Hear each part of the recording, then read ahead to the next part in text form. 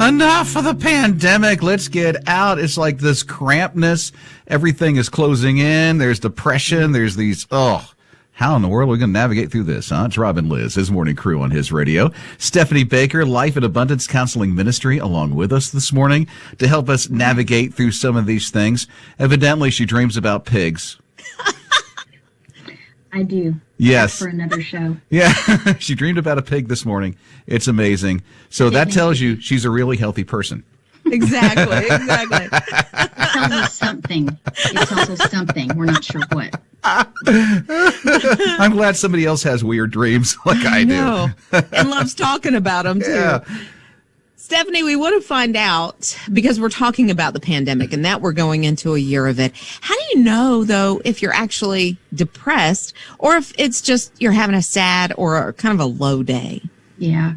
And that's a really good question, because I think sometimes we confuse something that's lingering with just, okay, well, it's just, I'm kind of sad. Things have been rough, but there is a difference. And there are some things we can look to judge whether or not it is just a sadness with something that's going on in the, immediate, or whether it's something that's a little more long lasting. And if it's longer lasting, that is when we call it depression. So part of what we look for are things like a hopeless outlook, like nothing seems to bring you joy. Even if you're able to go do some things, nothing's really bringing you joy. You're kind of withdrawn. You may notice that life in general, you don't feel a lot of hope about. And that would be easy to do right now, given the things that are going on. Maybe increased fatigue. Depression feeds fatigue. And so the other reason people withdraw is because they're too tired. They feel too tired to do anything.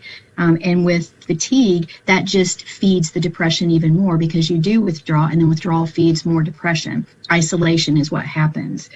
Also, trouble sleeping might be, I try to sleep. Instead of sleeping too much, I try to sleep and I'm waking up. Typically, when people tell me that they're waking up consistently 2, 3 in the morning, yes, it could be that God is trying to talk to you, but a lot of times what it is that their adrenal system is on overload. And so they have an overabundance of the hormones of cortisol and adrenaline, and it's waking them up out of sleep, and they can't seem to go back, and their mind races. You may also notice things like a change in appetite or weight, and that's very much individual. Some people will eat to self-soothe. Other people, their appetite just goes away. So it's really individual, each individual. But the key there is, was I planning on losing weight? Was I intentional about that? Uncontrollable emotions, and I hear this one a lot in my practice. One minute I feel like I'm fine, the next minute I'm crying or I'm angry. So when those mood swings happen and quickly from 5 minutes to the next, and that's something that we probably want to pay attention to. Maybe seek out some help with that. Stephanie Baker, Life and Abundance Counseling Ministry, along with us this morning, talking about some of the depression that we've been walking through since we've been in a year in this pandemic once the middle of March hits. Healthy ways of thinking to navigate through this. Okay, so we might want to consider relying more on truth than emotion. When we're struggling with depression, the emotion is what is so overwhelming to us, and that can become our truth, even though it may not be a truthful thing. And so truth is usually a lot more powerful in the long run. So if we can talk things out, there really is usually an explanation behind a negative emotion. And in many cases, it is an expectation that we had about something that isn't being met. Or, we didn't get our way in a certain thing. We want to try to get outside of our own head, too. And that means trying to connect with others. And I know, and I hear it a lot, FaceTime is not the same thing. Zoom is not the same thing. No, it's not. Granted, because you don't have that physical proximity and that closeness. But it is better than nothing.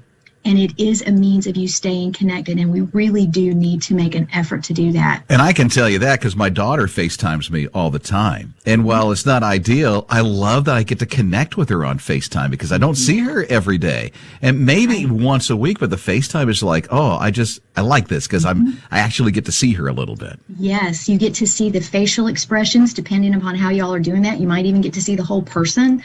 I have telecoffee with a very dear friend of mine named Mandy. We make a point to do that really most Saturday mornings. And it's great. She's in her pajamas. Sometimes I'm in mine, we don't care. We just get to hang out with each other because our schedules are so busy. But it's nice. But it is, you have to be intentional about it. You really do. Just like you would be intentional about it if you were meeting in person, right? We just have to shift that thinking. There's also something else that I want to mention too about that physical proximity. It's something called havening. Think safe haven, but that's how you pronounce it, havening. And it's self-hugging. It's a way of self-hugging. And there's 3 ways to do it, but one of them looks like this. So you put opposing hands. I know our listeners can't see, but let me see if I can describe it, right?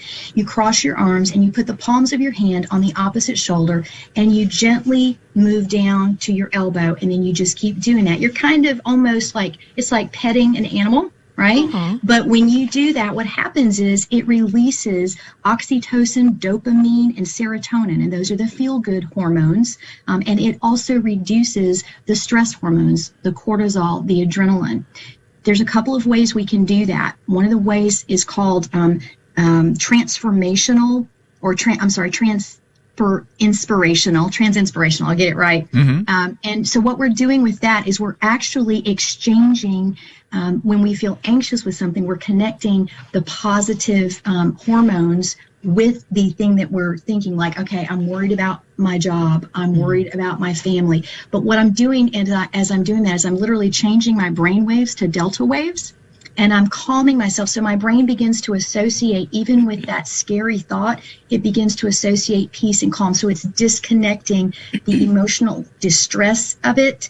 And so at night when I go to sleep, my brain then is not going to assimilate that the way that it normally would, right? So that's one way. The other way would be that we do affirmational havening. And that would be where we say, and we're doing that self-hug, and we're saying, I am peaceful.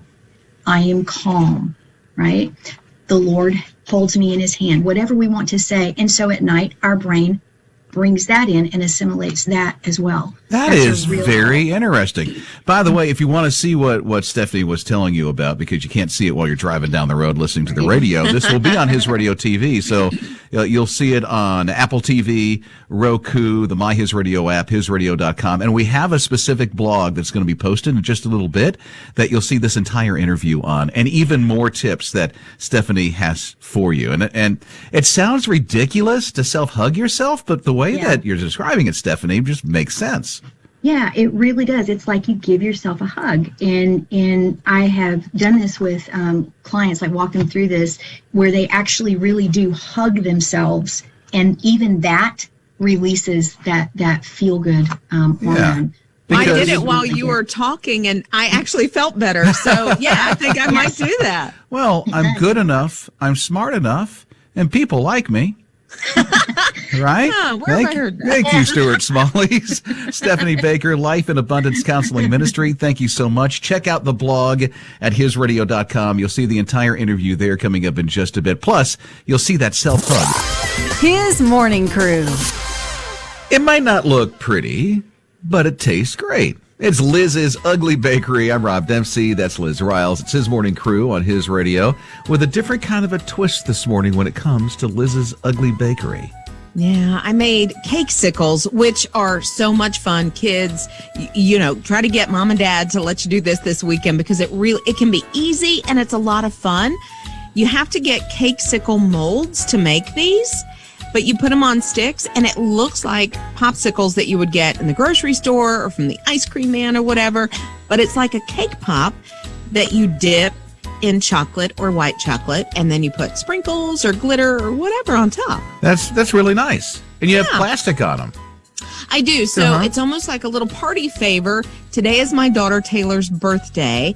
And so I've made these. Not that we're having a birthday party or anything, but I'm going over to her house later on today, and I'll be taking these for her birthday. So here's the thing.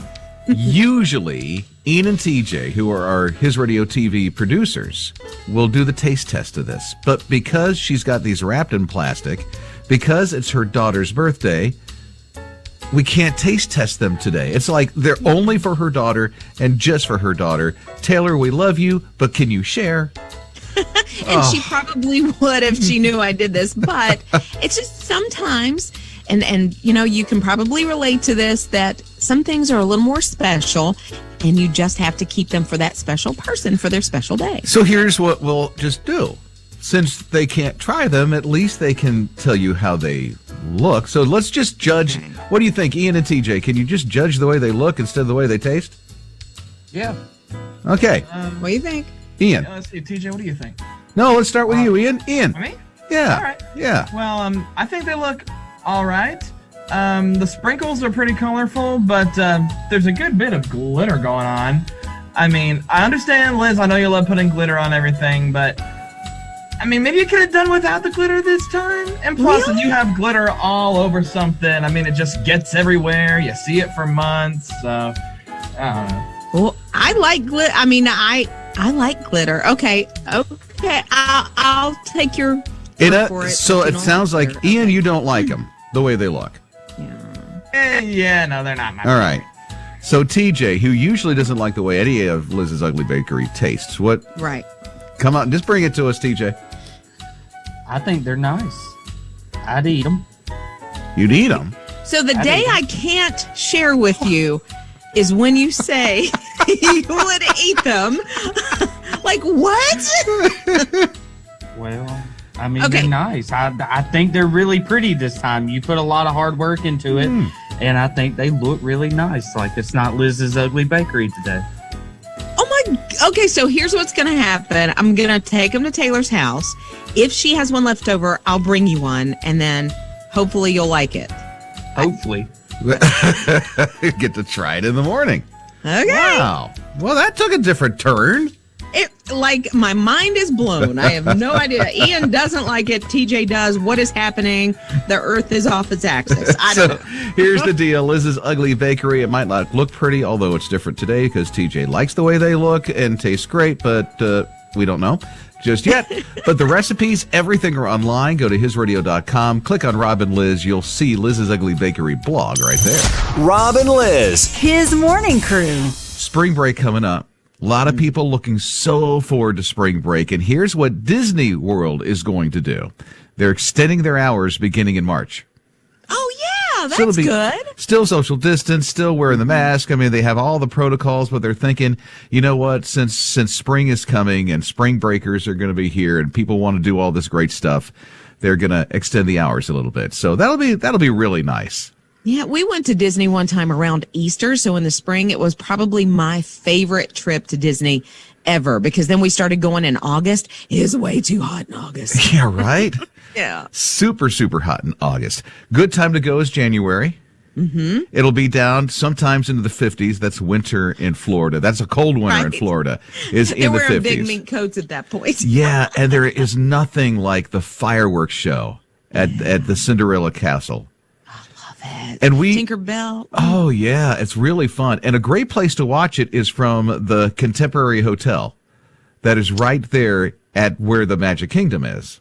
And so it's a neat place to really watch it from. It's kind of a small distance. You even see Tinkerbell looks like the real size in the movies from the Contemporary when you're watching it from their little, they have a balcony just outside the main platform where the monorail goes. So it's really neat. Can you tell I'm from Florida? Right. And I'm thinking I've never stayed on property. So who's bougie now? Mm-hmm. Oh, me? Oh, no. Yeah. I just walk in the hotel and just use the amenities. I'm with Bob. Rob and Liz. His morning crew. Since there's a Mars event today, there's a Krispy Kreme donut for you. It's Rob and Liz, his morning crew on his radio, and it's, inspired by Mars. See, we just made a mission to Mars. Don't know if you know that, but it was January 2020 or July? July, a spacecraft went off. It's holding the Preserve rover from NASA that's going to rove the planet of Mars. Traveled almost 300 million miles. So it's going to land today, and we're going to get a peek at Mars once again. And so Krispy Kreme decided, hey, for one day, let's have a Mars donut. Yeah, they're going to put out what's probably already on sale because I know a lot of people get up early and go get their Krispy Kreme donut. But the Mars donut is available today only. Let's just say you don't really work, anywhere near a Krispy Kreme. You can order it. Now, I tried to do it last night. I tried to do this just to see if I could. I went on to DoorDash. You can't do it through DoorDash from what I found, but I did find that when I went to the Krispy Kreme website, you could order it that way today only, and DoorDash will bring it to you. So that's one way to get it. It's really cool looking. It looks like the surface of Mars. Really? Like a whole big red donut? Yeah, and then there's some black parts on it, so it looks like, I guess, maybe the terrain or maybe what just the planet little looks like. Mars craters and stuff. Exactly. Little Martians walking around on it? I didn't see that. I didn't see signs of life on the Krispy Kreme donut. Mornings with Rob and Liz. This is going on in Texas, Fort Worth, Texas, at a school, an elementary school. They really wanted to encourage the kids to read a little more. I know that a lot of schools do like accelerated reader, and they have contests and they do things like that. But this is really out of the box. Somebody bought a vending machine. And so what they've done is the kids can kind of earn like library tokens that they put into the vending machine. And then, say they hit C6 and it's a Dr. Seuss books and it drops down and they get it just like they would a candy bar. And it seems to be taking off so much that other schools in the area and beyond are like, I think we want to invest in a vending machine and get our kids reading. So it was as simple as a vending machine. You put books in it and they like it. Yeah. I mean, they're used to going up, maybe getting a soda or some chips or whatever, but now they can get a book. And also I think they're on display and they're lighted really nicely. And, that attracts their attention maybe a little more. That's all it took. A vending machine with pretty lights and tokens that you get from the library. Oh, that's crazy. I can see one for us. Encyclopedia Britannica with a Reese cup next to it. Oh. That drops down, I'm in. Rob and Liz. His morning crew. They have this term, if pigs could fly, right? There's a new one. If pigs could play video games. It's Rob and Liz, his morning crew on his radio, and by golly, they can. They can, and I love these pigs' names. Their names are Hamlet, Omelet, Ebony, and Ivory. An omelet? Right? Omelet? You should have said, no, I'm not taking that name. Thank you. Hamlet, Omelet, Ebony, and Ivory. Omelet's the one that gets me because it's like, oh, wait, some pigs are destined for breakfast. Bacon. So bad. Seriously. But not these. Right? These four pigs actually have been trained to play arcade video games. Now they're not playing Fortnite or Mario Kart or anything like that, but they have a little joystick. They're up against a wall and there's a little screen. I can't tell if they're playing old, throwback Donkey Kong Pong or anything like that, but they put their pig snout up against this thing and move it around, and then they get treats. And then they move the thing again. If they win, they actually get a little pellet. I think it's creating an addiction for them. I'm not really sure. Well, here's the thing. I don't know if you saw this, but there was some times, I don't know if they ran out of food or they decided, let's try to just not give them food. They kept playing the video game. They kept moving the joystick around. It was like, wow, they're not addicted to the pellet anymore. Just like kids, they got addicted to video games. Right, Pigs. They get that, oh, I won. Okay, I got to do this again. Maybe I'll get the food. But I've seen chimpanzees playing video games, and they actually have played Pac-Man before. And I don't even know. Wonka. I know. And they're running from the ghosts, But the dogs, I saw some dogs playing with their owners like Wii boxing.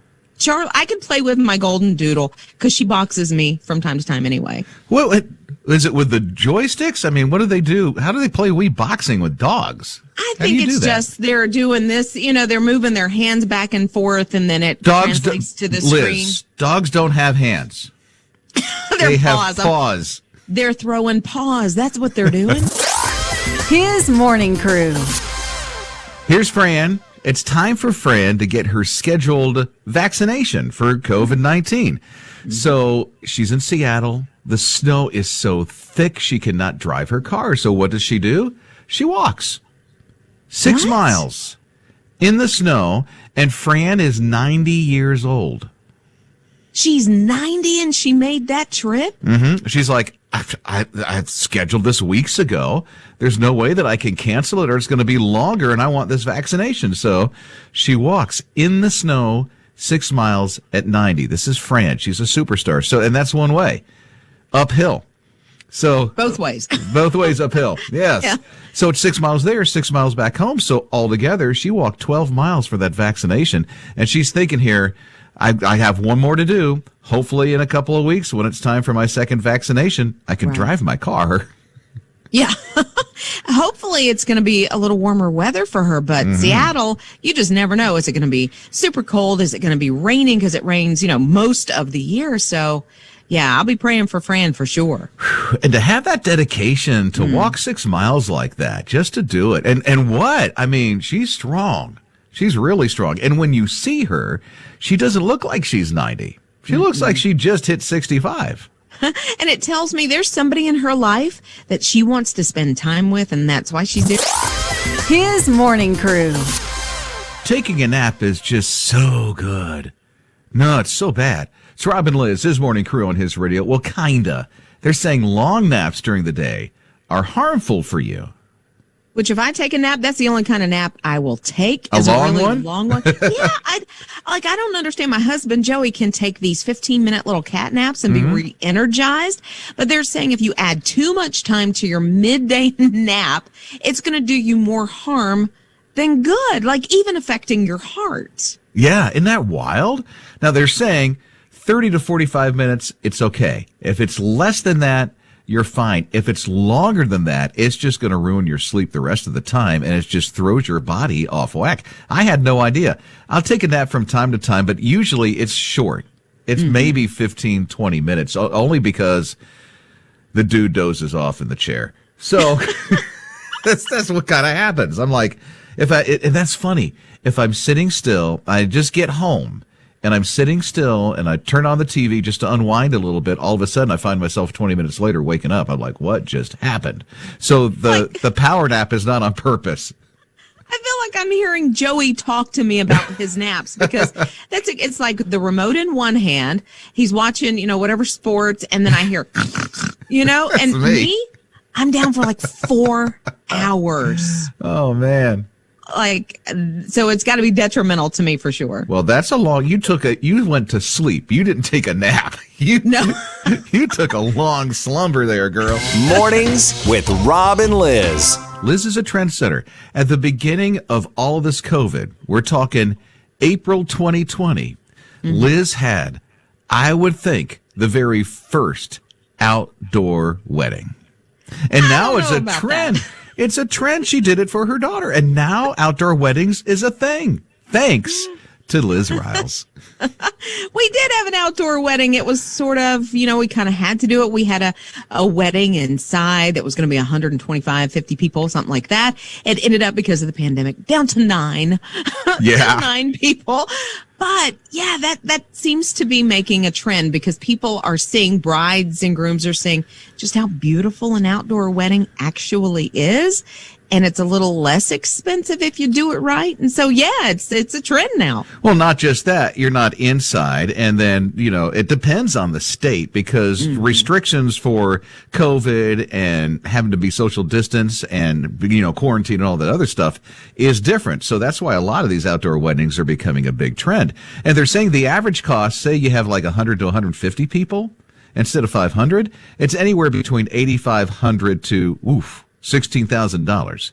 Yeah, Depends on the width of the tents and all that other stuff. Yeah, but that's still way under like a national average. I looked when we were planning Taylor's wedding, and I think the national average was somewhere between $25,000 and $30,000 for a wedding. So, ouch. I mean, it's still like at least half the cost doing it outside. And if you do it right, man, you don't really need the tent. I mean, that's going to be more of you got to schedule when it's going to be good True. weather, and you can't do that too far out. Well, my oldest, this was 2 years ago. Was it 2 years ago? Yeah, 2 years ago. Got married outside, 2019. So he was married outside in October of 2019. It was beautiful. Destination wedding. It was Key West kind of a thing. One of the islands down in the Keys. So it was really nice. Yeah, I've seen the pictures. It is gorgeous. Taylor's wedding, we kind of scheduled it around sunset when we knew that was going to happen, overlooking kind of the lake. And it was gorgeous, so you can do it. Rob and Liz. His morning crew.